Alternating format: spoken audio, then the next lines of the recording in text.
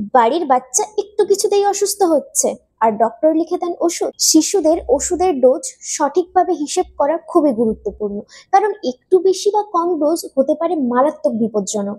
চলুন দেখি কিভাবে পেডিয়াট্রিক ডোজ ক্যালকুলেট করতে হয়। প্রথমত, based on child's body weight, যার মধ্যে আসে ক্লার্কস রুল 2 থেকে 12 বছর বয়সী শিশুদের জন্য। এখানে শিশুর ওজন পাউন্ডে কনভার্ট করে ভাগ করতে হবে 150। এটা হলো weight of child in pound divided by 150, যার সাথে গুণ হবে অ্যাডাল্ট ডোজ। শিশুর ওজন যদি হয় 30 পাউন্ড, বয়স্কদের যে ডোজ তা যদি হয় 300 mg, ডোজ হবে 30 divided by 150 into 300 সমান 60 mg। Secondly, based on child's body surface area. এবার বলতেই পারো যে বডি সারফেস এরিয়া কিভাবে বার করব, তারপর না সেটা সূত্রে বসাবো। তো বডি সারফেস এরিয়া দু রকম ভাবে বের করতে পারো। বডি সারফেস এরিয়া বের করার প্রথম সূত্রটি হলো রুট ওভার, তার মধ্যে থাকবে কি না হাইট, যেটা কিনা সেমিতে, ইনটু ওয়েট, যেটা কিনা কেজিতে, আর সেটা ডিভাইডেড বাই 3600। একটা বাচ্চার হাইট হয় 100 সেন্টিমিটার আর ওয়েট হয় 15 কেজি, তাহলে তার বডি সারফেস এরিয়া কত হবে? 100 ইন্টু 15 ডিভাইডেড বাই 3600।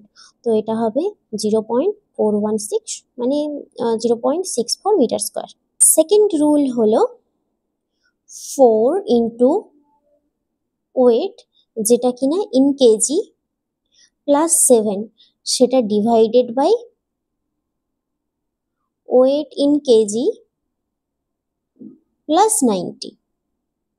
এখানেও যদি দেখা যায় যে চাইল্ডস হাইট যদি হয় 100 সেন্টিমিটার আর ওয়েট যদি হয় 15 কেজি, তাহলে এই রুলেও বডি সারফেস এরিয়া কত বেরোবে না 4 into 15 plus 7 divided by 15 plus 90, মানে 67 বাই 105 সমান 0.638, মানে ধরতে পারো 0.64 metre square, same as before.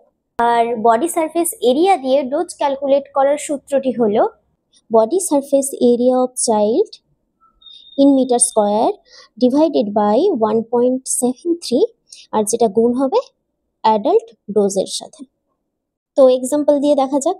কোনো একটা বাচ্চার বডি সারফেস এরিয়া যদি হয় 0.64 মিটার স্কোয়ার আর অ্যাডাল্ট ডোজ যদি হয় 200 mg, তাহলে ওই বাচ্চার চাইল্ডস ডোজ কত হবে না 0.64 বাই 1.73 ইন্টু 200, মানে 74 mg প্রায়। অ্যান্ড থার্ডলি, শুধুমাত্র বয়স থেকে ডোজ নির্ধারণ করা হয়, আর যেটাকে মোস্ট রিলায়েবল মেথড হিসেবে ইউজ করা যেতে পারে।